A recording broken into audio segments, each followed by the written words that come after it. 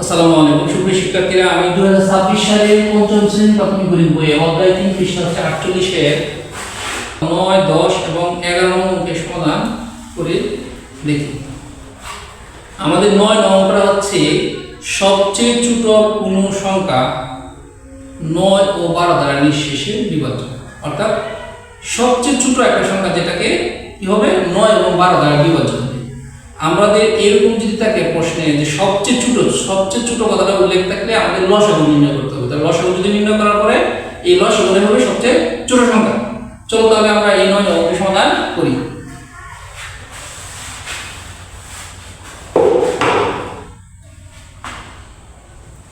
আমরা এখন 9 অঙ্কের সমাধান করব। তাহলে সবচেয়ে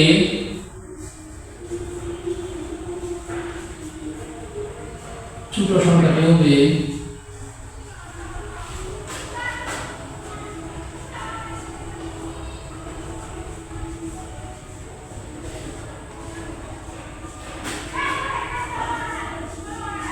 হবে 9 ও 12 9 ও 12 এর লসাগু সমান।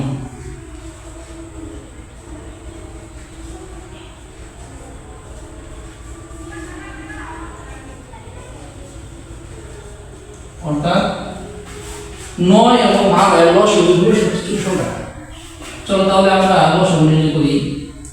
9 এবং 12 আমরা যদি 3 দিয়ে যদি ভাগ করি, 3 9 এর ভাগ করলে ভাগফল হয় 3 দ্বারা যদি আমরা 12 এর ভাগ করি ভাগফল হয় 4।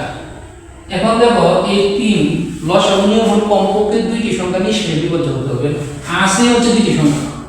এখন 3 দিয়ে যদি 3 এর ভাগ করি 4 এর নিঃশেষে ভাগ যায় না, আবার 4 দিয়ে যদি 4 এর ভাগ করি কিন্তু 3 এর নিঃশেষে বিভাজ্য হয় না। সো এখন এই বাম পাশের গুলো এবং নিচের গুলো এইগুলো গুণফলই হবে নির্ণয় লসাগু। তাহলে আমরা লিখব সুতরাং নির্ণয় লসাগু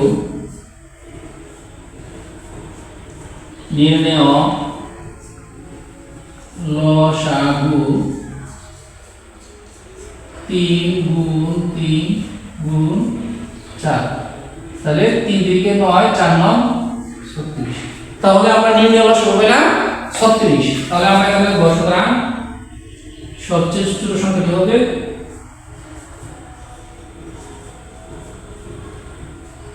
ছোট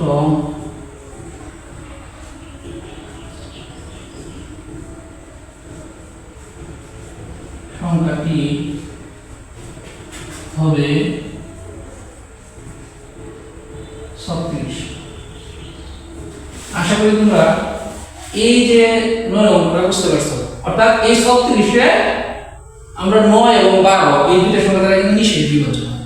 আশা করি বুঝতে পারছো। আমরা এখন 10 নম্বরের সমাধান করব। 10 নম্বরটি বলা আছে পঞ্চম শ্রেণীর 18 জন ছেলে ও 27 জন মেয়ের মধ্যে সমানভাবে ভাগ করে দেওয়ার জন্য সর্বনিম্ন কতটি চকলেট লাগবে। সর্বনিম্ন কতটি চকলেট লাগবে সেই জিনিসটা বের করতে বলছে। সর্বনিম্ন কথাটা থাকলে তুমি বুঝবা যে সেটা লসাগু করতে হচ্ছে। অর্থাৎ লসাগুর লঘিষ্ঠ যে শব্দটা আছে এই লঘিষ্ঠ অর্থ হচ্ছে ছোট। সো সর্বনিম্ন কথাটা যদি উল্লেখ থাকে তাহলে বুঝবা এটা লসাগু করতে হচ্ছে। চলো আমরা লসাগু সাহায্যে এটা সমাধান বের করি।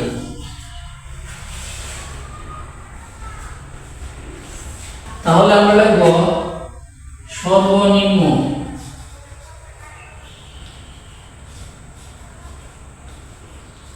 চকলেটের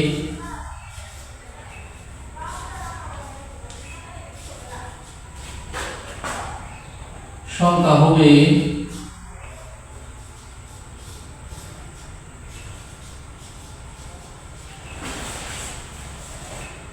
18 ও 27 এর লসাগু সমান। 18 ও 27 এর লসাগু সমান।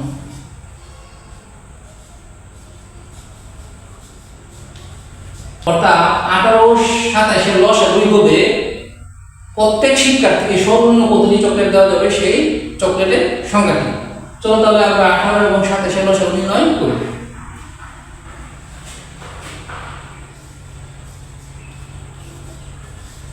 এখন এখানে যদি দুইটা সংখ্যা সেহেতু এমন একটা সংখ্যা দ্বারা ভাগ করতে হবে যাতে দুইটা সংখ্যা নিঃশেষে বিভাজ্য হয়। আমরা যদি 3 দ্বারা ভাগ করি, 3 যদি 8 দ্বারা ভাগ করি 3 6 8 তাহলে 6 ভাগফল হয় 6। 3 দিয়ে যদি আমরা 27 ভাগ করি 3 9 27 তাহলে ভাগফল হয় 9। আবার ভাগ দিব আমরা 3 দ্বারা।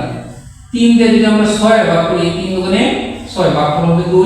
3 দিয়ে যদি 9 ভাগ করি 3 থেকে 9 তাহলে ভাগফল হবে 3। তাহলে আমরা লিখব সুতরাং নির্ণেয়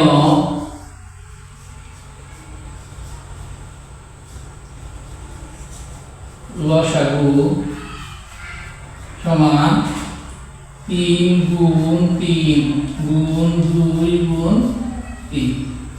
তাহলে এদিকে কত হয়? 3 3 9 9 দুগুণে 18 18 এর সাথে যদি 3 গুণ করি তাহলে হয় 54। নির্ণেয় লসাগু হয় কত? 54। এখন আমরা দেখব অর্থাৎ প্রশ্নে ছিল যে প্রত্যেককে যদি সমানভাবে ভাগ করে দেয় তাহলে সর্বনিম্ন কতটি চকলেট লাগবে। কারণ প্রত্যেক ছেলে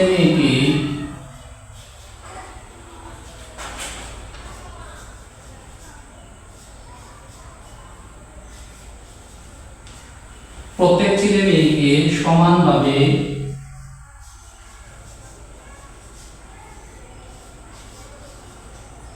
ভাগ করে দিলে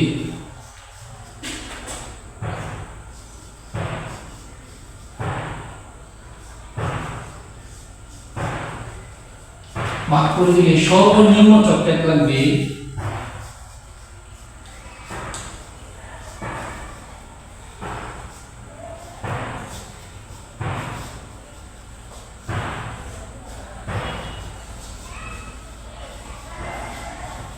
সর্বনিম্ন চকলেট লাগবে 54টি।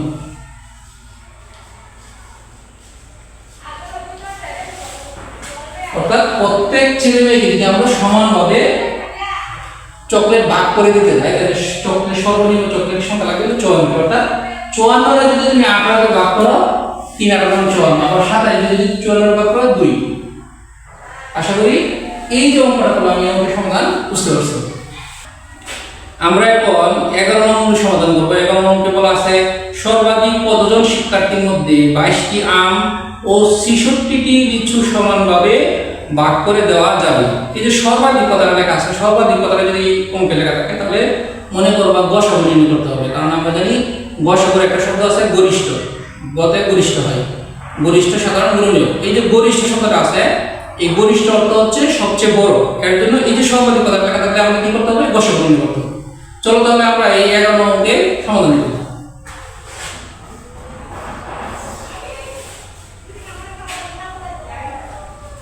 তাহলে আমরা লিখব সর্বাধিক শিক্ষার্থীর সংখ্যা হবে সর্বাধিক শিক্ষার্থীর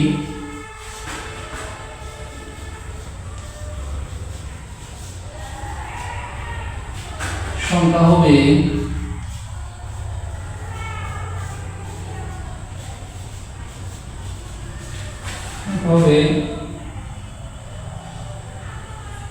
22 ও 66 এর গসাগু সমান 22 ও 66 এর গসাগু সমান।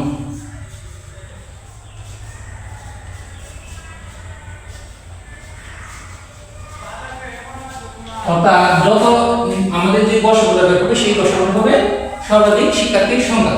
চলো তাহলে 22 এবং 66 গসাগু নির্ণয় করি। 22 এবং 66 যদি গসাগু নির্ণয় করতে যাই তাহলে দুইটা সংখ্যা কিন্তু জোড় সংখ্যা। যদি দুইটা সংখ্যা জোড় সংখ্যা তাহলে আমাদের দুই দ্বারা বিভাজ্য হবে নিঃশেষে। 2 দিয়ে যদি আমরা 22 এর ভাগ করি তাহলে ভাগফল হবে 11। এখন এই 2 দিয়ে যদি আমরা 66 এর ভাগ করি তাহলে ভাগফল হবে কত? 33। 11 এবং 33 কে আমরা যদি কতটা নিঃশেষে ভাগ করতে পারি। আমরা যদি 11 দ্বারা ভাগ করি তাহলে 11 আমাদের ব্যাপার দেবে একবার দেবে ভাগ, অর্থাৎ ভাগফল 1 হবে। আবার 11 দিয়ে যদি 33 এর ভাগ করি ভাগফল হবে কত? 3। তাহলে গসাগুর নিয়ম হচ্ছে যে বাম পাশের গুলোর গুণফলই হচ্ছে নির্ণেয় গসাগু। তাহলে আমরা লিখব সুতরাং নির্ণেয়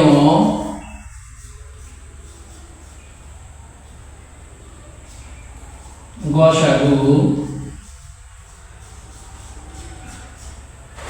2 গুণের 22 সর্বাধিক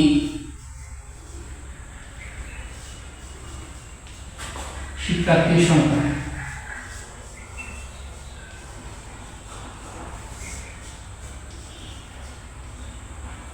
সংখ্যা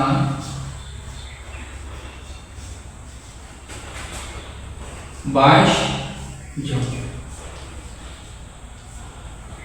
অর্থাৎ এই 22 জন শিক্ষার্থী কে আছে এর সর্বাধিক শিক্ষার্থীর সংখ্যা। এই 22 জন শিক্ষার্থীর মধ্যে এই 22টা আম এবং 66টা কি লিচু সমানভাবে ভাগ করে দেওয়া যাবে। আশা করি তোমরা এই যে 11 নম্বর অঙ্কটা সেটা বুঝতে পারছো। সুপ্রিয় শিক্ষার্থীরা, আজকে এই পর্যন্তই। আমার ভিডিওগুলো যদি তোমাদের ভালো লেগে থাকে তাহলে অবশ্যই আমার চ্যানেলটি সাবস্ক্রাইব করে আমার পাশে থাকবে। সকলকে ধন্যবাদ। আসসালামু আলাইকুম।